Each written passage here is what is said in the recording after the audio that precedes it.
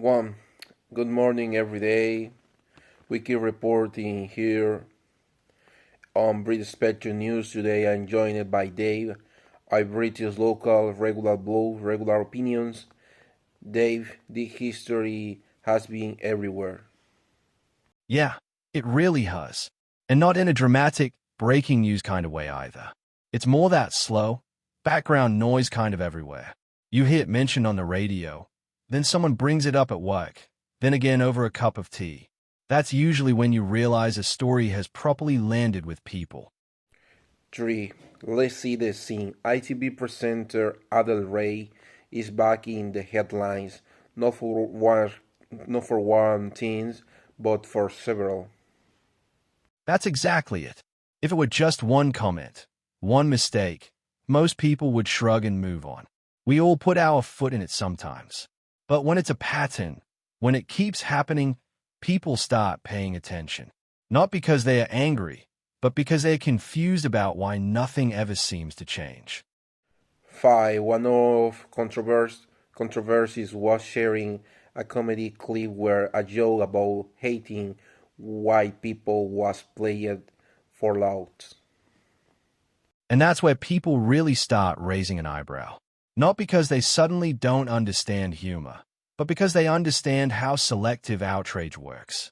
Everyone knows that if that joke had gone in the opposite direction, there would have been consequences within hours. Statements, apologies, suspensions, the lot. So people aren't asking for outrage. They're asking why the rulebook only seems to open on certain pages. 7. And some argue it was just a joke taken out of context. Of course they do. And context matters. I agree with that. Comedy often pushes boundaries. That's part of the deal. But context doesn't erase double standards. If context only protects one group and never another, then it stops being about comedy and starts being about protection. 9. He later deleted his accounts of acts but keep posting elsewhere. Which, again, tells you a lot. That's not someone stepping back to reflect. That's someone shifting rooms and carrying on the same conversation with a different audience. It feels less like accountability and more like avoiding inconvenience. 11. Other brought up previous comments about Sharia law made on live television. Yes, and that's another layer. Because once you start stacking these moments together, people don't see isolated incidents anymore. They see a worldview. And whether you agree with it or not, the real question becomes why that worldview is treated as untouchable on mainstream television. 13. Some viewers say this shows clear double standards in UK media. I think that's fair. And I don't think most people saying that are extremists or conspiracy types. They are ordinary viewers who just want consistency. Same standards, same scrutiny, same consequences. That's not radical. That's basic fairness. The Venezuela comments also caused backlash, especially claims about the US and its motivates. That's where it crosses a different line for me. Because now we're not talking about jokes or taste. We're talking about political commentary from someone whose job is supposed to be impartial.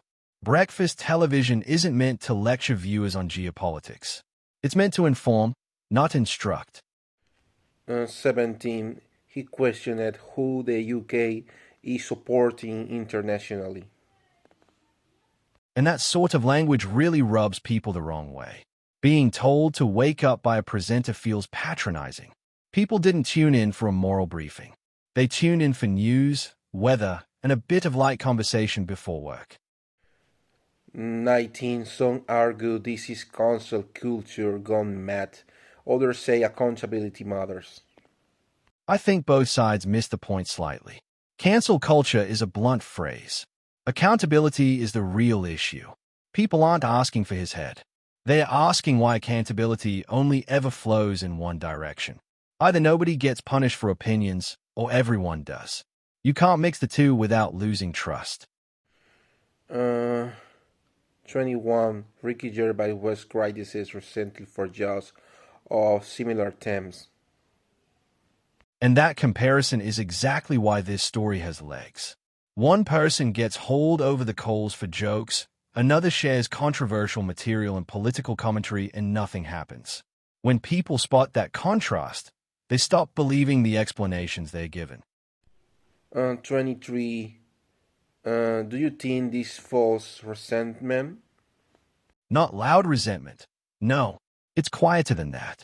It's the kind where people disengage. They stop watching, stop trusting, stop taking institutions seriously. And that's far more damaging in the long run than any angry comment online.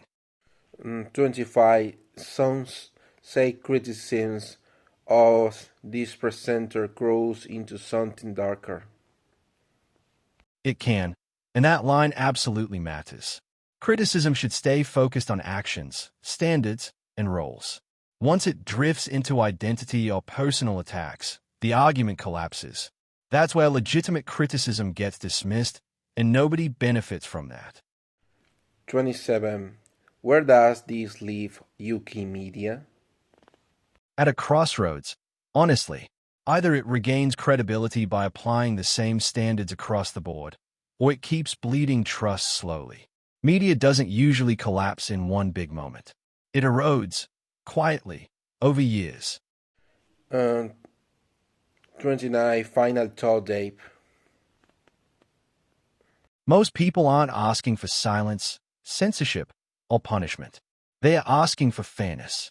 And until fairness feels real, stories like this will keep coming back, again and again. 31. And final comments. On that note, we'll leave it there. Let us know your thoughts. Hit like, hit subscribe, and we'll keep reporting here on British Petro News. Goodbye.